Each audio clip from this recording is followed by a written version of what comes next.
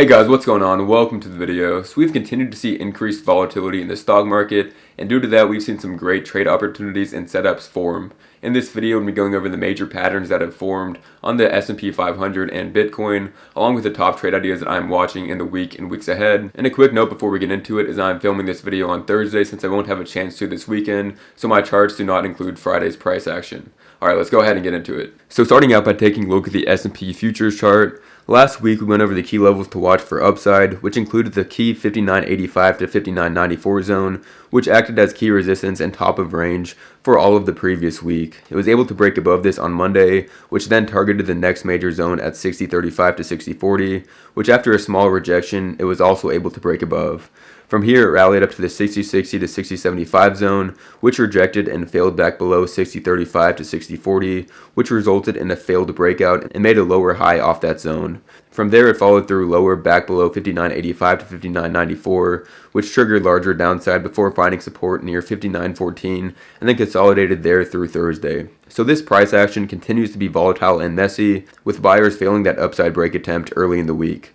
If we zoom out on the chart, the main bearish pattern that has formed is a bearish head and shoulders pattern where 58.66 to 58.80 is the neckline and breakdown trigger. This doesn't mean that the pattern has to play out, and it could always result in a fake out, but this is the setup that will have a lot of eyes on it and to watch out for with extra caution if there is a break below 58.66. So into next week, the same levels continue to be key. On the upside, 59.85 to 59.94 is key resistance once again, and that must reclaim to open upside back up.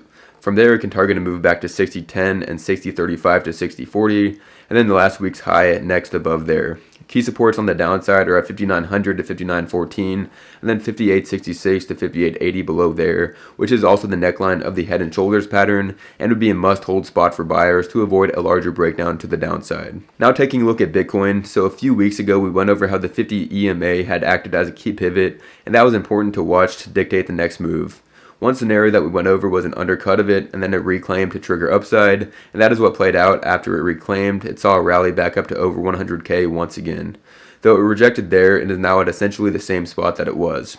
So what's important to watch for next? Well, similar to the S&P, Bitcoin has continued to build out this head and shoulders pattern with 90,750 to 92,000 well established as the neckline of this pattern. So if it breaks below there, watch for big volatility to play out. The simple breakdown scenario could look something like this, where real downside starts on the break below 90,750. There would be a decent chance for it to sell down to around 80,000 to 85,000, which would be a main spot of interest to buy the dip at for me personally. Or with well-defined patterns like this, there is always a fake out scenario, such as something like this, where it breaks below the neckline, initially gets a violent sell, though it gets bought up, and then a reclaim back above the neckline would trigger the failed breakdown with a great chance for a squeeze to the upside to follow. So these are the main things that I'm watching for moving forward with Bitcoin. The neckline does not have to break, but if it does, that is when the most volatility and the best trade opportunities will come, like we went over. Alright, so now getting to the top trade ideas that I'm watching in the week ahead, starting out with Okta, ticker symbol OKTA.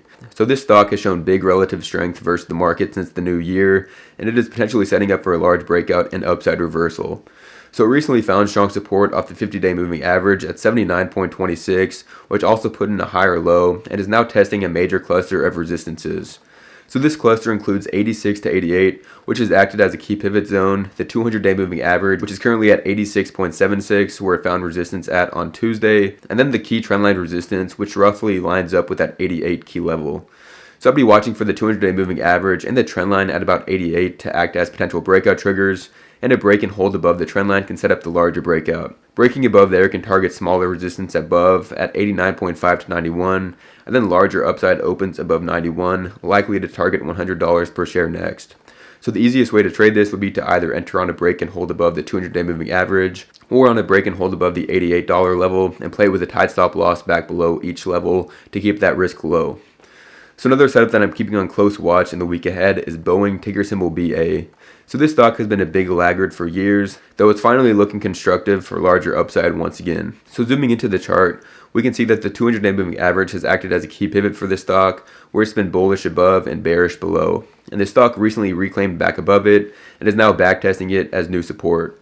It's also been showing relative strength versus the market since it bottomed in mid-November and has held up well during overall market volatility. So what to watch for next if it's able to continue to hold the 200-day moving average as high or low support is a break above the 173.85 to 176.35 zone can resume upside to target 183.8, 190.6, and then the 197.5 to 203.5 zone as those next upside targets above. And a simple way to trade this can just be to play with a stop loss below the 200-day moving average, which is currently at 169.34, or you could wait for a break above 173.85 to 176.35 and either play with a stop loss below 173.85 or below the 200-day moving average. Another stock that I'm keeping on close watch once again in the week ahead is New Holdings, ticker symbol NU. So a few weeks ago, we went over the range breakdown that was triggered below 11.5 for this stock, which led to a sell down to 10 to 10.2, and we talked about how that zone was an attractive dip buy spot that was playable with a stop loss below $10 per share. And it rallied nicely off that zone after some consolidation and backtested 11.5 as new resistance so far. It has initially rejected, which isn't surprising due to how major of a level that is,